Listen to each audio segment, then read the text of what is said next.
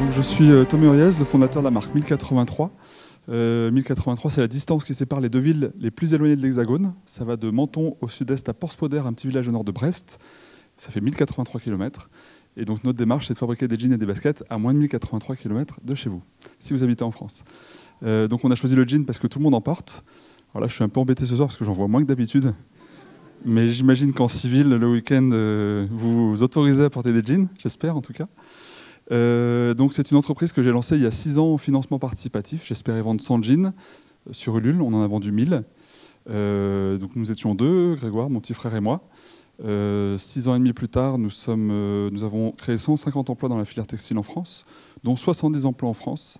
Nous avons relocalisé 7 des 8 étapes de la fabrication des jeans en France. Donc pour faire un jean, il faut cultiver du coton, le filer, le teindre, le tisser, l'ennoblir, le couper, le coudre et le délaver. Et donc, à part la culture du coton, on a tout relocalisé. Et la culture du coton va arriver. Alors, on va devenir producteur du coton en 2020. On avait 2 stratégies pour essayer de devenir producteur de coton. Soit accélérer le réchauffement climatique pour qu'en France, on puisse avoir un climat adapté au coton.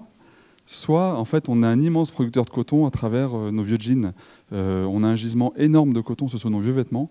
Et donc, on a développé une technologie qui était lauréat de l'ADEME là récemment pour extraire le coton des vieux jeans.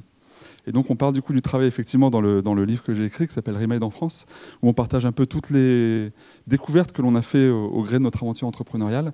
Moi j'ai 38 ans, à l'école j'ai appris que l'avenir de la France c'était pas l'industrie, c'était le tertiaire.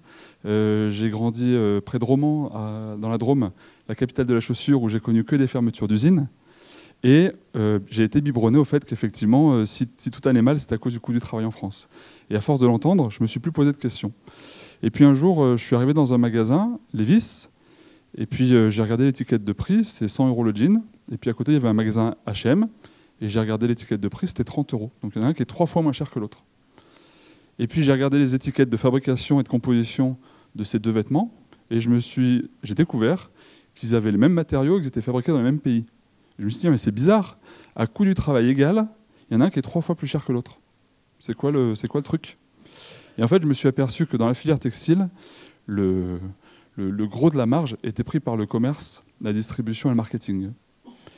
Et donc, ça veut dire que si H&M achète un jean pour 10 €, elle vend 30 €, et que Levi's vend 100 € ce même jean à 10 €, il y en a un qui fait x3, l'autre qui fait x10, je me suis dit, bah, tiens, peut-être moi je peux reprendre le modèle économique d'H&M et le positionner sur le marché de Levi's. Ça veut dire que mon jean à 100 €, je peux le fabriquer pour 30-35 €, et alors je devrais être rentable puisque j'ai le même business model que H&M, Decathlon, etc. Et c'est ce pari-là que j'ai fait en 2013. Depuis, je suis rentable, donc j'ai toujours été rentable.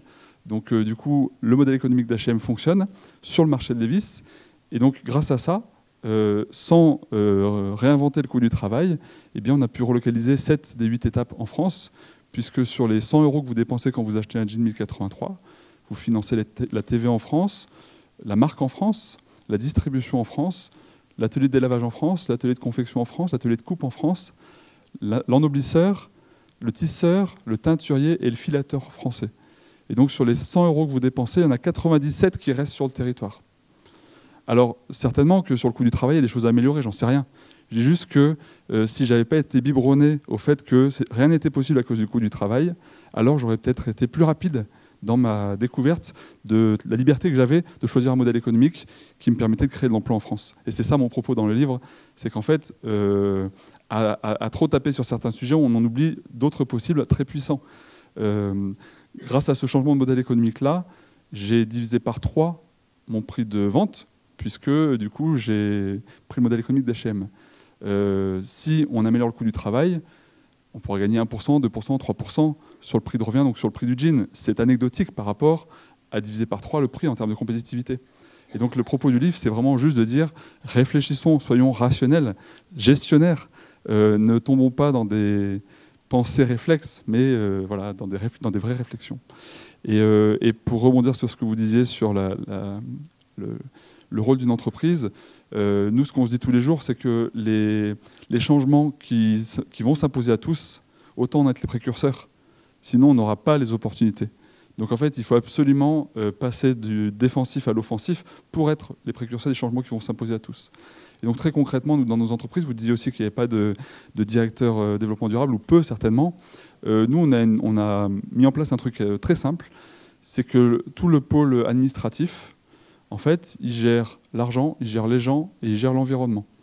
Et en fait, ça, ce sont les 3 ressources indispensables à la bonne vie à long terme de l'entreprise, puisqu'un bon gestionnaire dans nos têtes, à tous, là, c'est celui qui gère bien l'argent. Et donc, effectivement, il faut bien gérer l'argent. Mais de la même manière, il faut bien gérer les gens. Sinon, au bout d'un moment, ça explose si on gère mal les gens. Et si on gère mal l'environnement, si on gère mal les ressources, au bout d'un moment, on n'a plus les moyens de travailler, parce qu'on n'a plus les ressources qui nous permettent de travailler. Donc un bon gestionnaire, c'est un bon gestionnaire des gens, de l'argent et de l'environnement. Et du coup, ça se concrétise très simplement chez nous avec le responsable financier, qui est aussi le responsable des ressources humaines et qui est aussi le responsable de l'environnement. Et son devoir, c'est d'être aussi exigeant sur la partie financière que sur la partie humaine, que sur la partie écologique. Et en fait, quand on met les trois curseurs en haut, et ben en fait, on fait ce que vous faites. On enlève les bouteilles plastiques, on enlève, ça prend un peu de temps, mais les gobelets en plastique, c'est normal. Et petit à petit, ben, on nettoie nos entreprises de tous ces trucs finalement qui sont pas très vertueux pour la planète, mais en fait pour nos entreprises. Voilà, merci de votre écoute. Et puis, merci. Je vous laisse la parole.